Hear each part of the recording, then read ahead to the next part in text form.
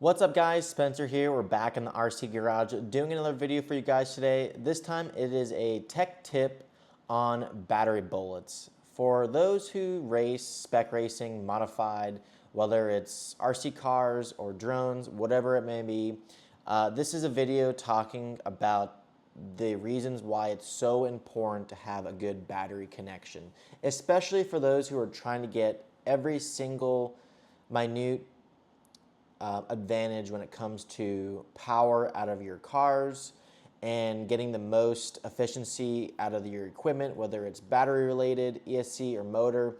The connection is where it really comes down to creating the biggest difference for your racing program, to be quite honest.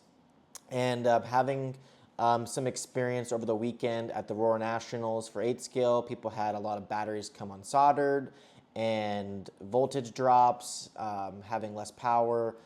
All these things can kind of add up to become issues for your racing. And I wanted to talk about, I did some research of how important it is and what to look for when you're checking your bullet connectors. And when it comes down to building a new vehicle and putting new electronics in your cars and you put bullets in, you typically kind of put bullets in and you kind of run the bullets for the entirety of the vehicle typically.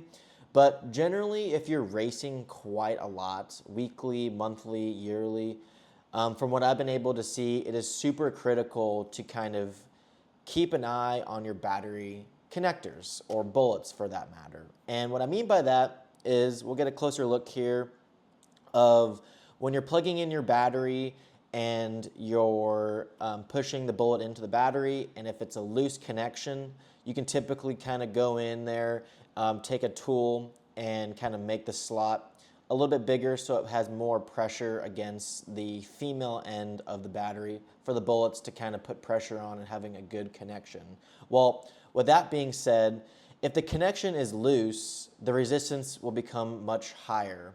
And the whole point of getting the most out of your equipment, especially for those who puts tons of money and effort into your charging equipment when it comes to cycling your batteries from high amperage and cycling to have lower resistance internally.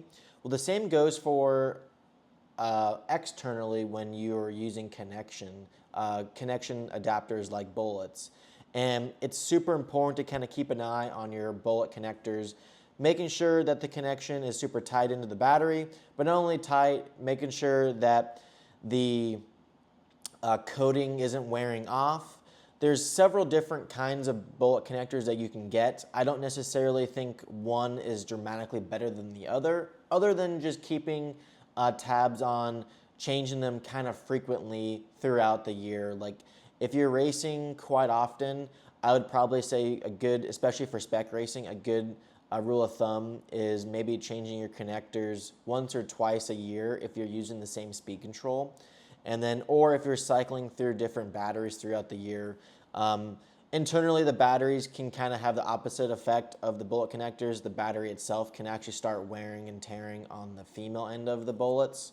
But there's several different kind of bullets out there that are available when it comes to bullet connectors. There's the ProTech style ones, One Up Racing, J Concepts, and even the batteries that you purchase come with bullet connectors. Those are all good and fine to use.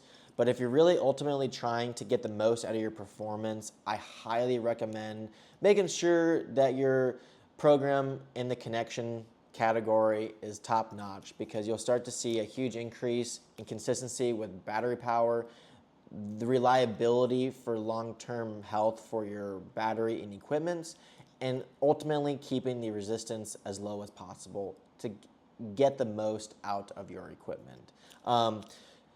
That's pretty much it. That's all I really have for you guys today when it comes to the battery connectors. Hopefully this was an eye-opener for those who are trying to get the most out of it, especially if you're spending tons of money on batteries, ESCs, and motors. This is a cheap